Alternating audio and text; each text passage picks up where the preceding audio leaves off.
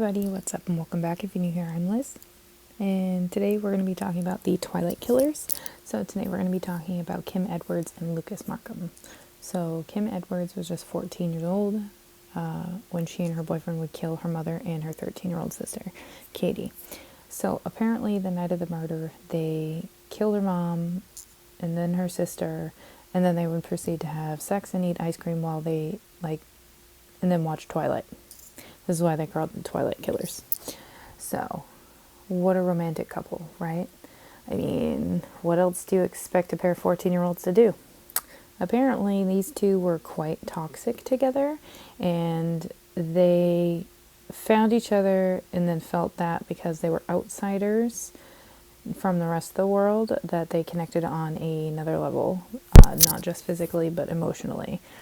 Now, from the moment they saw each other, they were completely inseparable, and it got real hot real quick.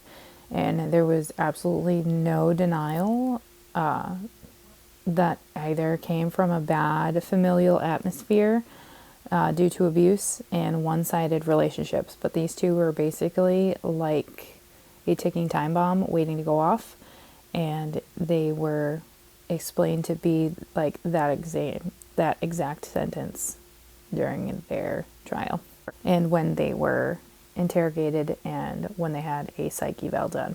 It's really sad that that conclusion happened with each evaluation they had. But anywho, her mother basically would urge Kim to break up with Lucas and had banned him from actually being able to see her at the house. So this happened in October of 2015, and as a result, this is when Kim and Lucas would run away. They were found in a tent in a town that wasn't far from her home just 6 days after this fight. Now, from this point on, this is where the resentment from Kim towards her mother grew.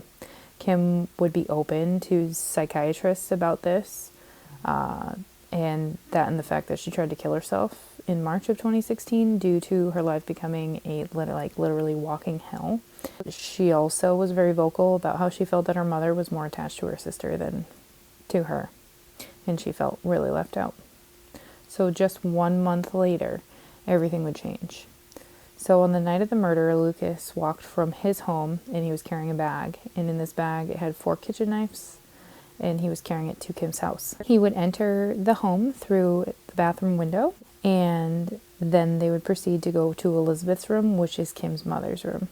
So Elizabeth would be stabbed in the neck by Lucas while he smothered her with a pillow. So he covered her face and stabbed her in the neck, so she wouldn't be able to scream or make any noise.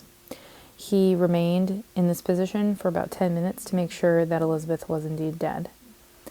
Following this is when they would go to Katie's room.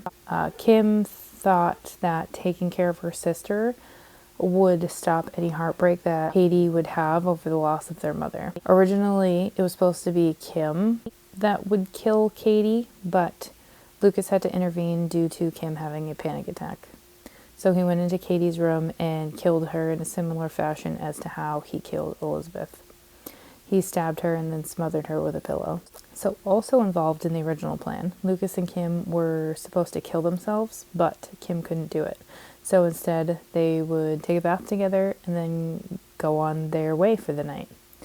So these two would end up being caught because Lucas's aunt reported him missing. The police showed up at Kim's house and noticed that the house was in disarray and asked what happened. This is when Lucas simply just said, "Go and look." The cops then would find the corpses of Elizabeth and Katie in their beds.